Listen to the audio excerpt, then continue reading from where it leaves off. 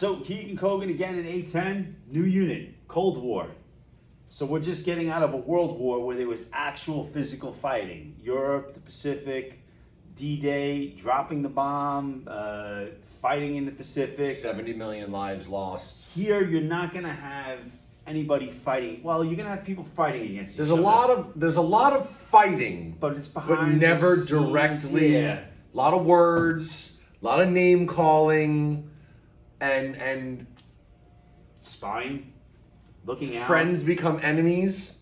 Even when we were friends, we were really frenemies. So we do have the Korean War that takes place during this unit. You also have the Vietnam War or conflict that takes place in this unit, but it's not going to be directly between the United States and the Soviet Union. It's going to be like kind of their buddies. So what is a Cold War exactly?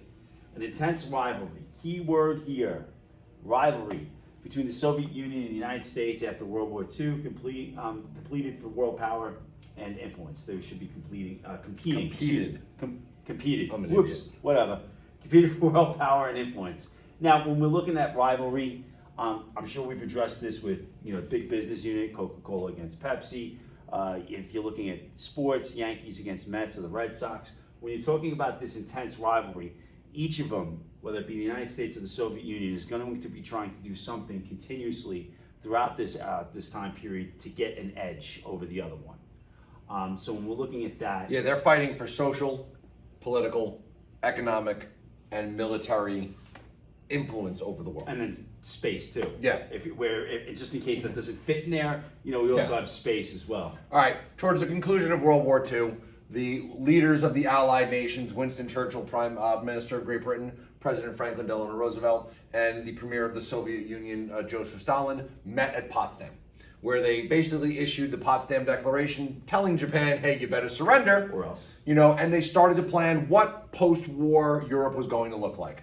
Unfortunately, FDR dies of a stroke. Several months later, they're going to have to meet. Click ahead. The world leaders now going to have to meet this time in Yalta. This now is Truman replacing FDR as our president. And here again, these three world leaders are meeting to discuss what post-war Europe is going to look like.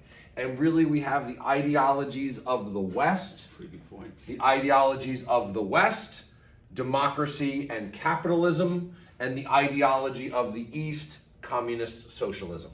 And strange bedfellows, if you would, in that we were allies with them, because really the enemy of my enemy Yeah. is my friend. And that's really why we become allies with the Soviet Union during World War II. Yeah, we didn't see eye to eye with them on things during World War II. It was just we had a common enemy. That was it. Hitler, That was it. common enemy. So now we get into this Cold War. Now the thing is that there is a lot of Cold War stuff left over on TV, Netflix.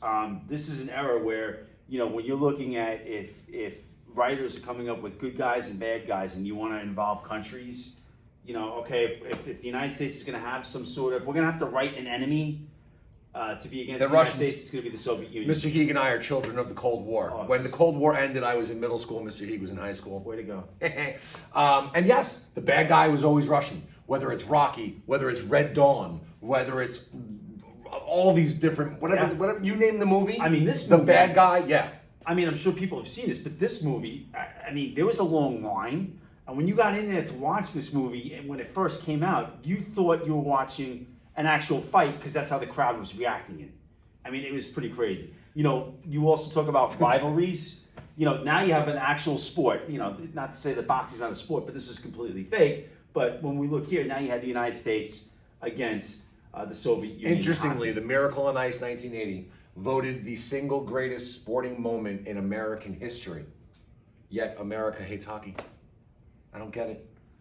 You know me, kids, big Islander fan. Now, when that poll was conducted, was it after the movie came out? Oh, this poll was like Oh, really? 10 years ago. Because the movie, Yeah. really gives you an idea of just how intense this rivalry was. So, again, in the ring, on the ice, in outer space, as we'll get to it, Yeah. we're going to be competing with the Soviet Union. Okay, so the war is over. We'll get into what happens to Germany a little bit later on. Sure. But let's remember how the war was being fought. United States, England, and eventually France, our allies, are fighting on the Western Front. The Soviet Union is fighting the Germans on the Eastern Front. Well, every time or every country the Soviet Union liberated, that country now kind of fell under the blanket of the Soviet Union. Winston Churchill refers to it as an iron curtain descending across the continent. That these, although they were independent countries, they now become satellite nations of the Soviet Union. This iron curtain, and there's other maps here as well. Here's the quote from Stetson in the Baltic to whatever in the Adriatic. In the Adriatic, an iron curtain has descended across the continent. And Churchill recognized the threat that the Soviet Union was going to be in the post-World War II world, 1950s, 1960s, and they are, our biggest rival for 40 years. Again, more just this More of the iron curtain coming across. So what we see, go back for a second. Yeah. What we see, because Germany will be divided, but East Germany, Poland, Czechoslovakia, Hungary, Romania, Yugoslavia, Bulgaria, and Albania all are going to fall under communist regimes. Basically, Stalin is like a giant puppet master, and the leaders of these countries are really just puppets of Joseph Stalin. More iron curtain. No, we got it. Made in Moscow. Iron curtain. And notice, go back. Yeah. People trying to get out from under it. Love it. So there's Yeah, that's probably going to be people who aren't happy with. Are we almost life, like foreshadowing life here in, life giving in you, the like, communism? Yeah, that does give you like a little bit of a hint. I mean, the thing is, if we go back to the 20s and we talked a little bit about the Red Scare, you can kind of see the seeds of this rivalry being planted in the 20s, where there's going to be a distrust that you can almost say that goes back to the 20s, and this distrust between us is going to, I guess you can almost say, get much more intense right now. Yep. Maybe World War II was like the halftime of that rivalry that that had to bring us together. But again, when you do look at the cartoon here, you do see that this is not going to be for everybody. When we're looking at communism, people are going to want to escape. And the thing is that we use escape here because you're not able to exactly freely roam as you would in other countries. I love this one of Churchill. And then the rail, I love it. Especially with the stogie hanging out of his mouth. No admittance by order of Joe. Joseph Stalin. Yep. This guy's trying, appears to be running. This guy up here on the wall is trying to shoot him. Right. Maybe a foreshadowing of a wall that might be built. Yeah. It's not. This is the Iron Curtain, but Right. this might be a foreshadowing of a particular wall that's going to be built in Berlin, whatever it might be. Anything else we need to add? No. Just this unit is going to be all about the social, political, economic, military, even sporting rivalries. Sporting rivalry, yeah. Who's better? And that list is probably going to get longer Who's because better? just as you came up with that, hey, there's education. And although millions of people are going to die Right. during the Cold War, it's never a direct fight between the United States and the Soviet Union, thank God, because that would have been World War III and nuclear annihilation. You know what we forgot to mention when it came to TV? Who's jumping on the U.S.-Soviet Union rivalry? Stranger Things. They did. Oh, They did. There we go. All right, good. Good job. We were able to get that in there without somebody saying you forgot it. Thanks for watching.